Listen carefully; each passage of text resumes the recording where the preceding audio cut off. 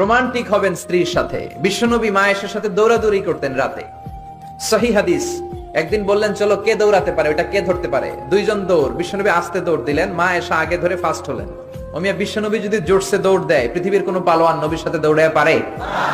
ইচ্ছা করে জিতায় দিলেন, ইচ্ছা করে। মা আয়েশা খুব খুশি। বিশ্বনবী চাইলেন একটু খুশি হোক, জিতায় দিলাম আর কি, সমস্যা কি। তার 7 বছর পরের ঘটনা। মা আয়েশা একটু মোটা হয়ে গেছে, আবার বললেন রাতে, আয়েশা চলো আজকে দৌড় দৌড় খেলি, মদিনায় তো সবাই ঘুমায়। মা আয়েশা মহা খুশি, ভাবছে ওই দিনও হারাইছে, আজকেও হারাবে। বিশ্বনবী মনে মনে বলে আজকে নো চান্স, আজকে চান্স দিব না। তো চলো ওই পিলার ধরি, দুইজনে দৌড়। বিশ্বনবী চান্স দেয় নাই।